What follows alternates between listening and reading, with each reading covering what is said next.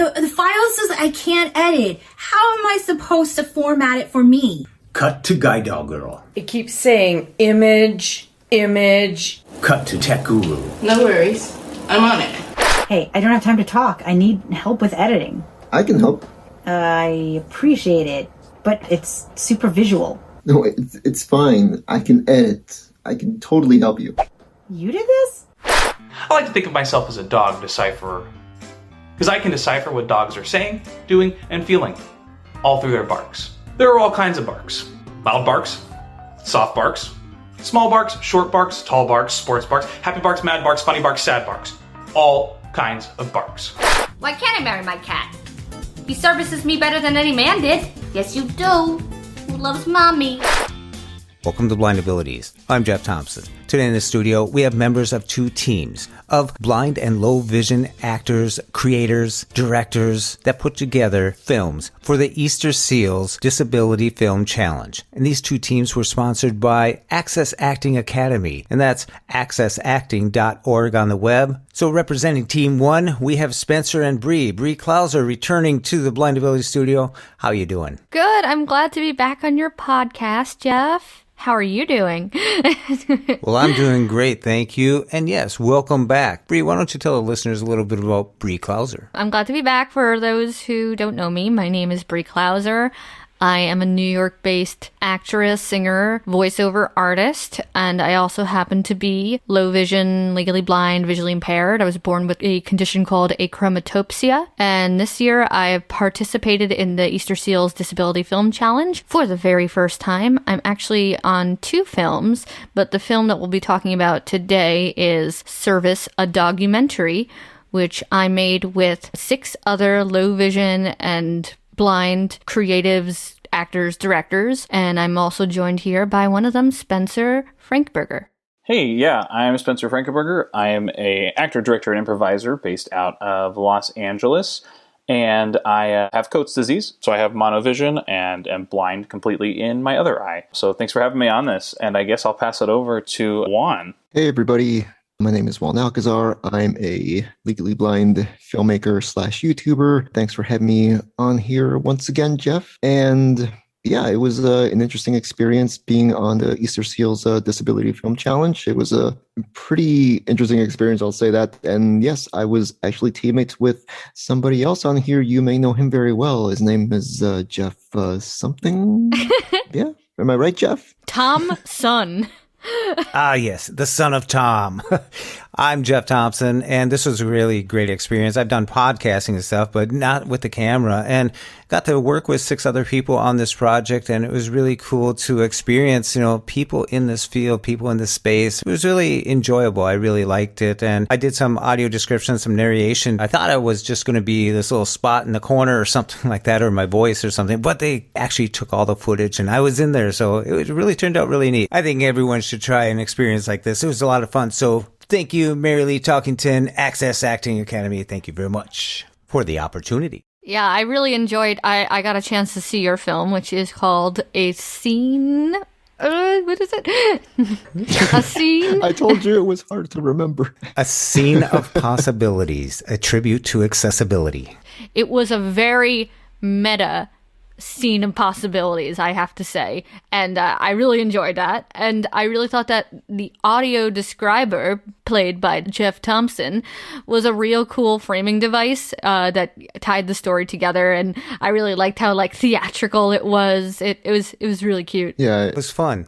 It was Jeff's idea to incorporate the audio description at first, because I guess it was you who mentioned that, wouldn't it be a good idea to have AD written before the script was? While that wasn't the case, we did our best, but we incorporated the audio description in a way that wouldn't just be like a voice of God narrating everything. It was more going to be like, hey, let's make it a bit of a comical element, so the AD narrator can also react to some of the scenes as well. So we wanted to have a little bit of fun with it, because it'd be a little bland if it was just a regular AD track. Yes, and what was certainly really fun about the genre of this year's challenge was mockumentary, which I think was the thing that really drove me to be like, okay, this is the year I'm going to do the challenge, because I love mockumentaries. I love all the Christopher Guest movies like Best in Show and Waiting for Guffman. So I was talking to Juan earlier, and I feel like a lot of persons with disabilities were so often seen in the world of drama, but like comedy and improv and all that, that is where my roots are. And so rarely do I get a chance to show that off. So when I saw that it was going to be a mockumentary, I knew we were going to do something a la sketch comedy, and I was all down for it. Spencer, do you want to give a little synopsis of our film? Yeah, sure. So we had Service a Dog-umentary. Yes, dog is in D-O-G. Because our movie was a tribute to service animals and also has a bunch of little wacky characters thrown in. But the overall idea was taking the idea of how animals have been faring in quarantine and seeing kind of where they are now, but in a comedic, fun way. I really loved being on the writing round table. We had a bunch, pretty much almost everyone was involved in the writing in some point, and it was great that we were all able to bounce off ideas. And this idea that it was the challenge was either supposed to be a tribute or a discovery, and we had come up with this idea of doing a mockumentary about service animals before the challenge, and then we're able to tailor make it to be a service animal tribute. And I really love that Spencer and I, who are both trained in improv, we were kind of bringing that into the writing, in that we played a game of good, bad, worse with the service animal owners we meet, as well as some experts we meet in the film who are really wild. Mm-hmm. Who Spencer gets to play one of them. Yeah, and it was so fun because I love the collaborative effort, especially when it's like such a short amount of time to make a film, that if I'm like sitting there like, I'm going to be the writer, it's hard for me to just crank out material. So having other people's ideas, they're like, oh, this would be fun. It's like, yes. And then having someone who can kind of put all the ideas together, but allowing everyone's creativity to kind of flow was really helpful, because it took a lot of pressure off of like one specific writer in general to come up with all the ideas and all of the content. So that was really helpful. Yeah, absolutely. And I feel as an actor in the film, it gave us so much creative freedom. For when it came time to film, it was just like, we created these characters together. So we were just put on the costume and go. And I know particularly when we shot my scene, Spencer was there, as well as the other producers, Shay and Shashank. Shashank wasn't there when we were filming my thing, but we had so much fun. Spencer took the helm on directing that scene, and my boyfriend was the DP. And he laughed and he was like, I'm a director of photography. I'm like, yeah, you moved the camera. But talking about Shashank, we had a real international team. Shashank lives in India, so he would be joining us from a 14 to 12 hour time difference for writing meetings and shooting, and he was just up all hours of the day. So talk about dedication. Yeah, and not to mention the fact like that was probably our widest span, but even within that we had international, we had Canada. We also had all within the US too. We had West Coast Mountain Time and Eastern Time. Yeah. I don't know if we had Central Time, but just having so many time zones was also something to kind of figure out how to organize and how to get everyone in there without it being like, 1 a.m. or like 11:30 at night or, 5 a.m, and trying to figure it all out. And eventually we all realized that if we're going to get the movie done, we had to kind of either like meet early or meet late or whatever to make it work. And so that was another fun thing to juggle, is trying to figure out everyone's schedules. Yeah, there was a lot of math involved. I love math. How about you guys? Like, what was it like trying to coordinate your team together, write together? What was the experience like? Well, for the writing on our end, we had 2 writers' meetings. And the thing is, we had members on all time zones. So we had Eastern, Central, Mountain, and Pacific. And the thing is, we had to coordinate like when we were going to have a writers meeting, because there were 5 writers on my team. And the thing is, the best time to coordinate this was, it was 7 a.m. in the morning for me. So I had to make sure I was up and at 'em, by 7 in the morning. And Oh yeah, our first writing session was I think like it went from like 7 a.m. to like 4 p.m. my time both days. Wow. Yeah, Oh, Lord. we were just brainstorming 2 days in a row like that, and I'm like, okay, well, you better make sure you get a good night's sleep before that because you got to recharge here. And then yeah, so that's some of the nitty gritty that happened with as far as the writing sessions go. In comparison, the shooting days and the shooting days were a lot easier in comparison. I feel like it got more difficult for us on the other end with shooting and then the home stretch with editing. I know that Spencer and Shay basically didn't sleep those last 2 days. And Shashank and I think Phoenix were also both in there kind of working, because it's always great to have more people taking a look at the cut to see if there's something that I like missed or that wasn't working, so we could go back and adjust. That wire really got down to that wire, I'll tell you. Yeah. Ooh. I didn't get involved in the editing at all. I wanted to stay out of it. This is the first time I got involved in a project of this nature. So I kind of took a low-key role, and I saw everybody raising their hands to do this and that, and I just wanted to observe. So I learned a lot from this. And next time I'm usually one that raises my hand for projects and doing this and doing that. But I just wanted to observe, and it was really neat to see these writers. I didn't know that you guys spent that much time doing all the brainstorming and all that, but I'm glad you guys got it organized and got it down to something. And then when it went to the editing, I'm sitting here waiting because I got to do the audio description part of it. I remembered that I said, we should do it first, you know. But however, I had to wait for the rough edit to come out. Now the day goes by, then morning comes, and then that afternoon comes, and finally it comes, and it's like, we got to go now. That time crunch. Yeah. We only had 5 days. It's just editing is, it's such, I don't even have the patience for it. I can edit sound and I can copy and paste things in Audacity for voiceover. That's where I draw the line. But really it is where it makes or breaks the film. Oh yeah. And I really feel like in both films, the editing really keeps that tight comedy pace and really ties things together. And I know we had so much footage that Spencer, you're thinking about doing an extended cut eventually. Yeah, I can't wait to see that. Yeah. That time limit was not conducive to how much good stuff that we got. And so I think there's definitely stuff that was on the cutting room floor that I definitely want to put back in when we have the opportunity. So right now, we're recording this in the past, but now we are in, the film has been released on March 27th. And there is a portion of the competition which is an awareness campaign where you share the film and you try to see who can get the most views. And obviously you want people to watch your film. Hopefully there will be links provided on the Blind Abilities. We'll be posting stuff on social media. I know for certain I'm going to be sharing some of those lovely things that didn't make the film because I just love the character work that we did on this film. And I look out, Lauren Michaels. I'm putting my package together. Yeah, if I could have given everyone 2 minutes in the cut, that would have been great, but that would have put us at 14, 15 minutes. Absolutely. So wouldn't have worked.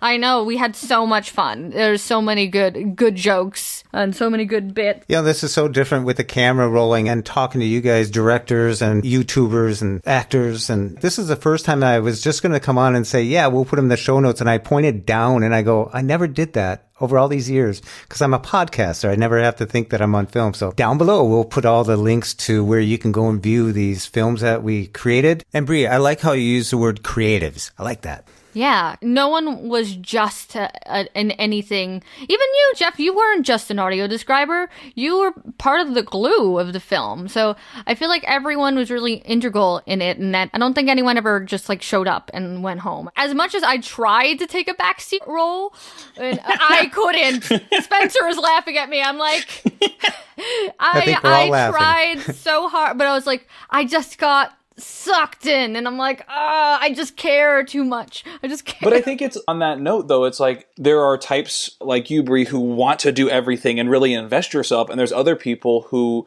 kind of want to take a little bit more of like, I don't know what I'm doing, I'm not sure, I just want to kind of do a little bit of input. So kind of piecing it all together, it works, because if everyone wants to take a back seat, it doesn't really help move the movie forward. Absolutely. I think next year I might be brave and be a producer, but I need a talented director like one of y'all with me, because I don't know.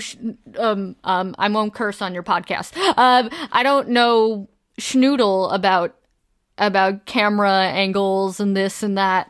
And I think that's so amazing, especially when we consider, yes, everyone on these teams are blind and low vision, but what I really, really love seeing in these films is that it's so fun to watch on camera that this blindness or visual impairment doesn't look the same on anyone, and it really shows the diversity of the community, and I love seeing that. I can't wait for the world to see that, because as an actor who is low vision, who doesn't even like to use the label legally blind, even though I was born legally blind, because of the stereotypes that come along with it.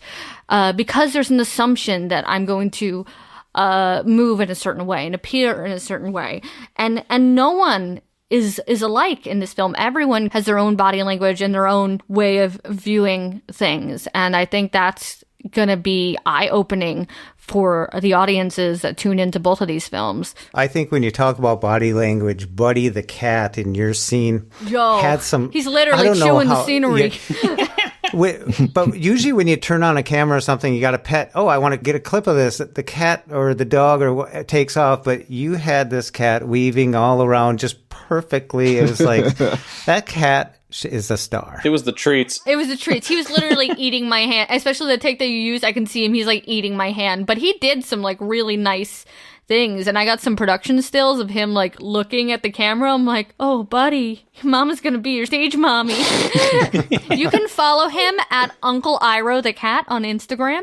And the beauty, though, about stage parents for animals is that the animals don't need the money that you make off of them, so you get to keep the money. Yeah, they just get to eat well, I guess. They get the fancy cat food. Yeah, exactly. Yeah. Give me off a piece of that fancy feast. There you go. Juan, what was the greatest takeaway that you had from... You wore a lot of hats in this one, but yeah, all said and done, what's your biggest takeaway? I was actually going to joke that, because it's funny how Bree was saying like it might be good for her to like try and to wear another hat for next year. If I happen to do this again next year, I'm going to have to wear less hats, because I took on the producer, director, actor, editor, and writer's hats. And I'm like, okay, don't wear so many hats next time, because you're... Less hats. Yeah. It's going to look like it's a one-man show if you do that. But you proved to yourself that you could do it. It might have been hard, but you did it. I mean, I do it all the time with YouTube and with my own short films, but not in this compressed amount of time. So even though I still do projects like that, it was still an experience. It was still quite a learning experience for me. So yeah. What was the question, Jeff? Perfect. How about you, Spencer? What's your biggest takeaway? Well, so it's interesting because I have a master's in film production. So I've gone through the ropes of producing, writing, directing, all of that. But I think my biggest takeaway is ultimately adjusting for the time, and also knowing that things can and will change, and to kind of have a backup plan in case things don't go the way you plan, but also using that as a gift as opposed to it being a hindrance. If that makes any sense. That seemed very philosophical, and then I realized I was just saying like a bunch of words. But yeah, I think it was like taking the things that are thrown your way that may not be what you intended to be as a gift as opposed to an obstacle.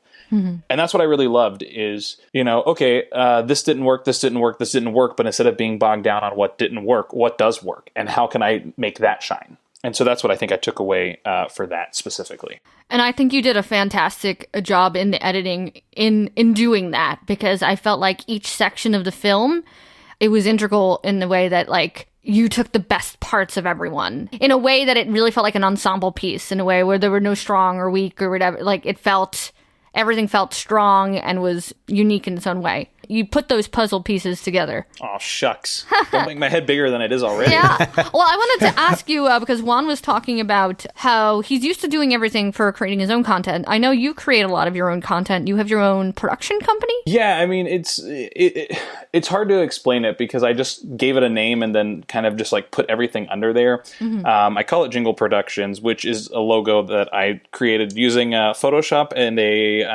what's that called? Clip art. A clip art on like the day I was was editing, I was like, let me put something Clippy's together. here. But you know, I use it for like I've written a couple musicals. I've got a new musical that I'm writing, some YouTube channels, and some like online Zoom stuff that I've been putting up. So I'm just kind of putting it all under that label, including the podcast that I co-host about theme parks. It's kind of sort of co-produced under that label as well. So it hasn't been like an official label, but at this point, I'm like, I can change the name if I want. I can change the logo if I want.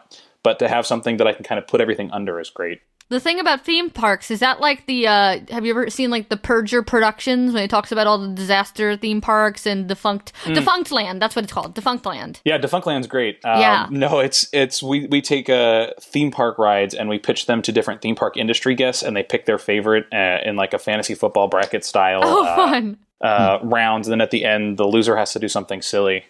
So what was it like doing this type of creative process versus any of your solo endeavors? I think this one, I'm very much like, I feel like I'm a very organized person. I've noticed quarantine has kind of thrown that out the window a little bit, but I'm very much a planner. I'm Capricorn. I'm like, I have to plan things. And with this film challenge, I couldn't plan ahead of time because I didn't know what the topic was going to be. I didn't know what the props were going to be. I didn't know what the edit was going to look like. I didn't know who was going to be on the team, you know, who wanted to do what, like any of this stuff until like the few days before. And so it was like one of those things where for me as someone who's like, I'm going to plan this movie, I've got, 3 months to plan my 5-minute short film. And then it becomes a day before I have to start writing and planning everything. Yeah. So that was a big thing for me. I think that's what's different is a lot of times like I can get up and like, be like, oh, let's do an improv recording real quick or whatever. But a lot of stuff I like to really plan or like give people time to plan for things. And like I knew this was going to happen for a while, but the content itself I couldn't plan. So I think that was one of the biggest, that was another big takeaway is just not planning.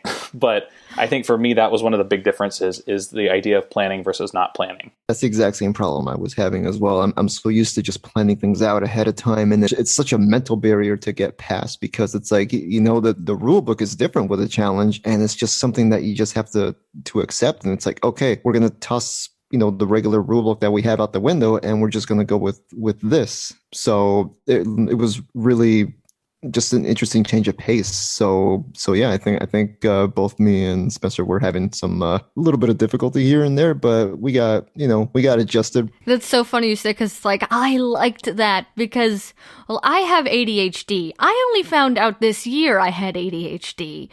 I don't know what they were smoking that they didn't realize I did, but I don't like planning. I like doing everything the seat of my pants. When I plan any kind of speech or anything, that's when I get really that's when I start to overthink things. So I did enjoy that aspect of that. It's one of the reasons why I love improv. But something we haven't brought up is, yes, we didn't get to choose our teams because both of these teams were we were all brought in the fold because Access Acting Academy, run by Marilee Talkington, who I had the pleasure of acting with on Apple TV's C. She was the one who kind of put out the feelers and said, hey, who wants to make an all-blind film team? And I'm like, hell yeah. And in the past, one of the reasons why I haven't done the challenge is, folks might not know this, but the disability arts community can be really damn cliquey. And I just hadn't been picked for a sports team yet. And I was too afraid to be a producer. And this year it just worked out that not only did Marilee put out a feeler, but another friend of mine from UCB put out a feeler for her film, Social Fitness. And we were going to work with each other last year, but then the pandemic hit. And I think they only did a documentary style. So it was very, very less actor heavy. But this year she called me again. But that was really exciting for me to go from maybe next year, knowing him, to oh, cool, 2 teams. Let's do it.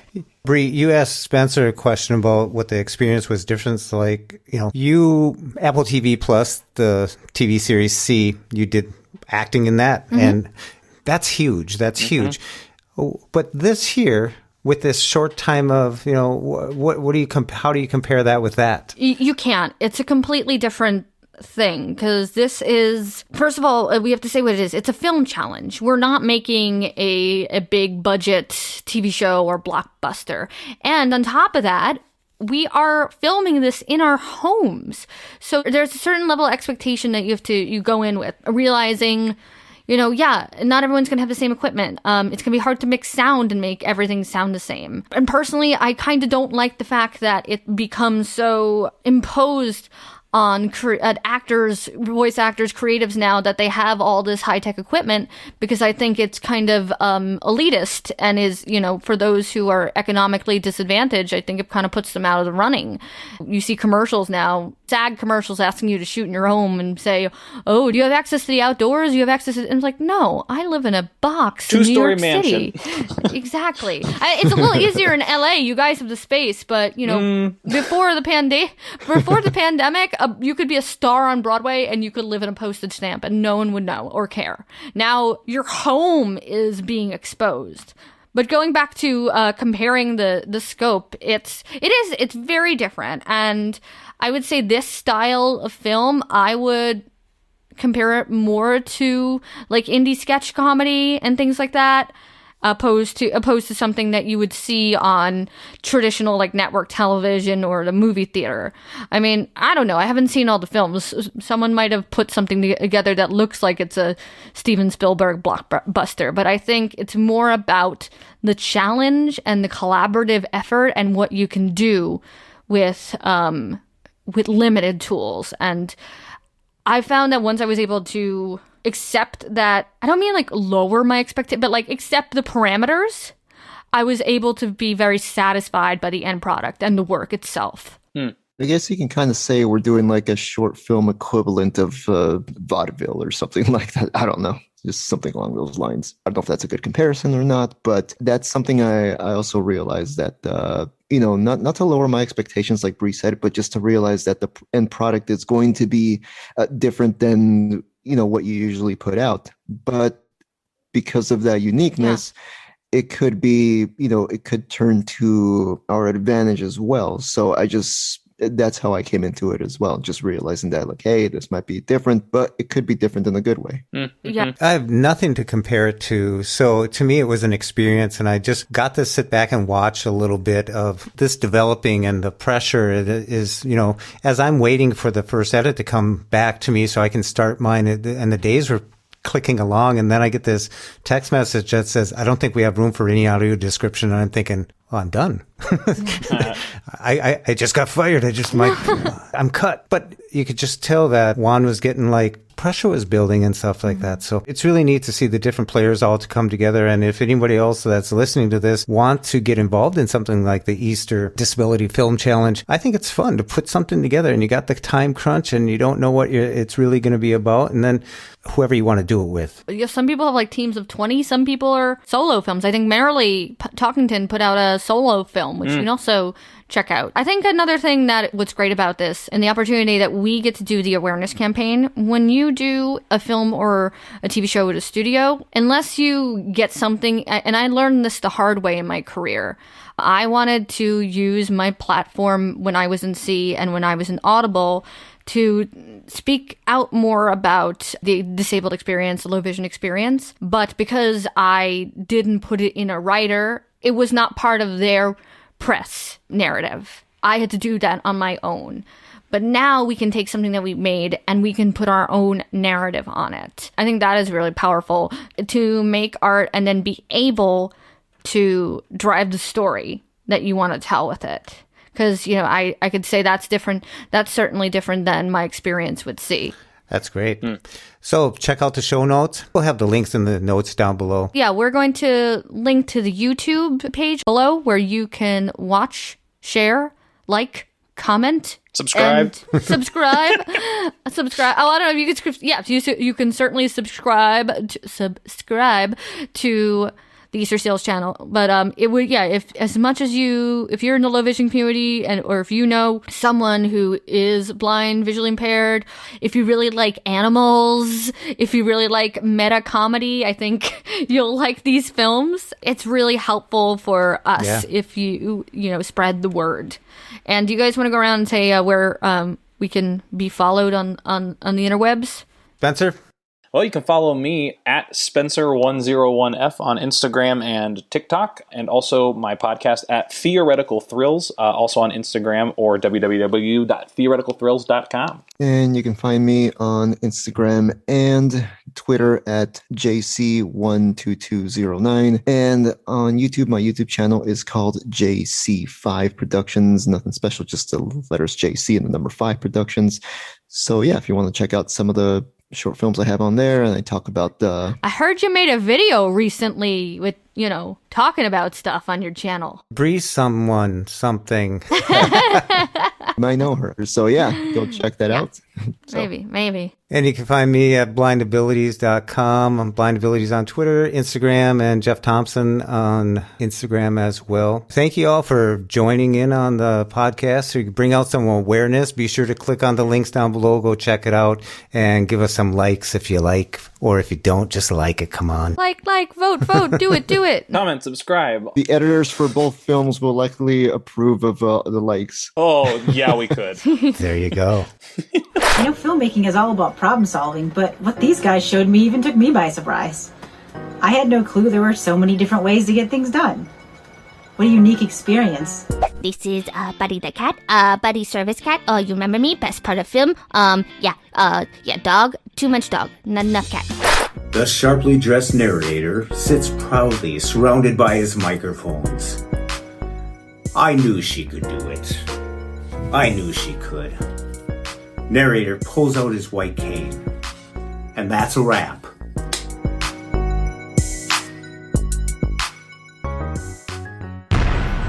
When we share what we see through each other's eyes, we can then begin to bridge the gap between the limited expectations and the reality of blind abilities. The realities of blind abilities. Blind abilities.